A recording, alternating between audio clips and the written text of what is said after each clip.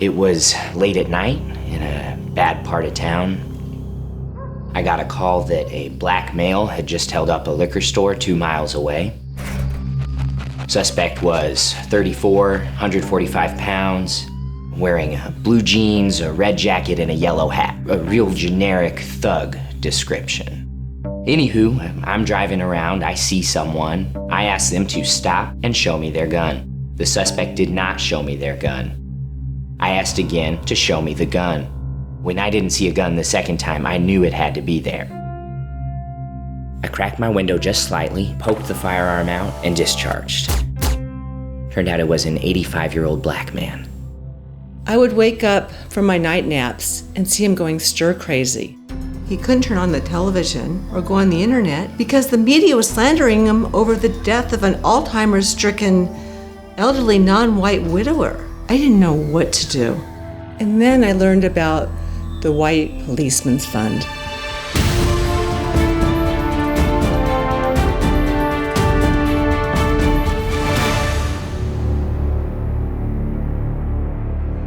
Muggings, dead boy prostitutes, murders. White policemen have been there for all of them. But now, with recent incidents, the livelihoods of white policemen are being threatened and they need your support. Hey there, I'm Wes Barrington. Open that chest. And I'm no stranger to the helping white hand of the law. So when I got several late-night phone calls, I knew I had to do the right thing and tell the nation about the White Policeman's Fund. Founded by former Baltimore Police Sergeant Peter Martell, the White Policeman's Fund provides financial support to the white men and women who have been the victims of recent law enforcement controversies. Become a Justice Ally by donating today and help the White Policeman's Fund bring back careers from the dead. I remember the events of that night very clearly. I had just shot a young black man, and I was back at the station, having drinks with the fellas. And then I came home, and when I walked in the door... He got blood on his shirt. I got blood on my shirt. This was a very special shirt, actually, that Barb had gotten monogrammed for me. Yes, it was for his 20 years on the force. And when she found out, she was furious. I think it kind of affected our marriage for a while. Well, he said it wasn't a big deal. But it is hard to get blood out when it sets. We know that now, dear, yes. Oh, yeah. Well, then he says we'll get a new one. But a new monogrammed shirt isn't simple or cheap, even for the wife of a police officer on leave. Well, thankfully, the White Policeman's Fund was there. We were able to get a new monogrammed shirt, and a matching sports jacket, and an Xbox One. Love that. Mm-hmm. And now, he has a spotless record. And a spotless shirt. Isn't it nice? He looks so handsome, doesn't he? Stop it. 4 years ago, a dead boy prostitute was found in the trunk of my car. The media jumped to conclusions, but my police buddies helped sort it all out. Since then, jokers keep on putting dead boy prostitutes in my trunk, and the police keep on helping me. That's service. Isn't it time we do our part? Become a Justice Ally by donating today and help spread the message. The thing they never tell you is how short 5 seconds is. It's nearly impossible to tell whether a toy gun is real or not. Just look at it. Just a little orange tip. Nearly impossible to see when being waved around by a 12-year-old girl.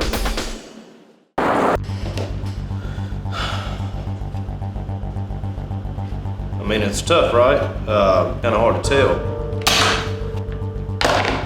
This has got to be a punkening, right? Do you know what the thug term tricked out means? This gun could be tricked out. I'm so thankful that the White Policeman's Fund stepped in to help create a new toy gun that is clearly not a gun. So with $2 million in R&D and an additional $6 million in lobbying efforts, they have made a new toy gun that is safe, yet still fun. And I am certain they hit, pun intended, the target. Also pun intended. Wow. Now this is donation money well spent. Every kid is going to want to buy one of these. Now no white police officer will be put in the position of using rational thought to consider whether a child has a gun with intent to use it. And that makes the system more efficient. But it's not just cops on seemingly permanent paid leave. We're fans of the White Policeman's Fund. People of all colored are praising the efforts. The White Policeman's Fund? It's great! I'm happy about this. Good idea. I'm delighted! As a black man, that something so good even exists. How do you progress? Black, white, progress. The White Policeman's Fund. Are you trying to get money from this? Well, I'm gonna tell you, my people in the community think you guys are good progress, okay? So do we, Reverend. When I was the host of Open That Jazz, I became uniquely familiar with the value of money. It doesn't matter what you donate. $5, $20 a day, just as long as you donate and become a Justice Ally. And unlike recognized nonprofits, the White Policeman's Fund is focused solely on results. I shot a pregnant black woman. She lived, but the bullet went straight through the baby, exploding it within the uterus. That's the medical term. I thought she was breaking and entering in the middle of a quiet, empty suburban street. I was put on paid leave, but the thing I couldn't leave was my newfound fear of shooting someone. I was afraid that when I was exonerated and went back to work, I would not be able to shoot someone. I needed costly firearm reconciliation therapy that I simply couldn't afford. And that's when the White Policeman's Fund stepped in. Firearm reconciliation therapy is difficult, tough, but worth it. After shooting a firearm, your brain becomes inflamed in what we like to call the danger core. Just like when apes discovered that rocks can be used as tools, the brain recognizes that this is a dangerous situation. So, with our sophisticated method of 13-hour videotapes over 5 days, we aim to cleanse that danger core. Now, some critics have said that we're pushing images into the danger core. But hey, for my money, I'd rather be afraid of something than let it hurt me first.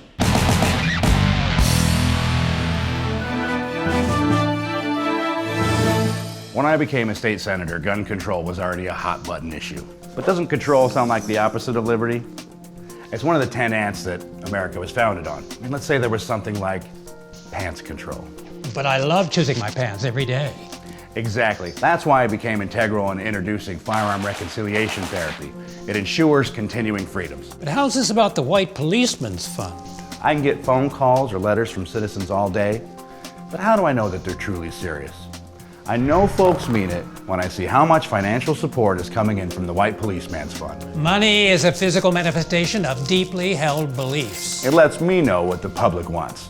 Gun liberty, firearm reconciliation therapy, military-style commando vehicles, SWAT riot gear and squads for every city, new police vehicles for, every year, the newest models.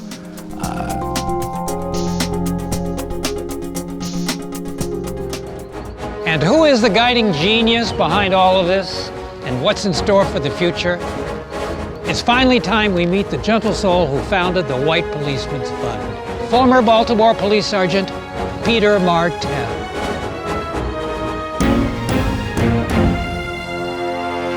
Mr. Martell, it's a pleasure to sit down with you. Yes, please, call me Peter. Peter, how did this dream start? The way many dreams start, from a nightmare.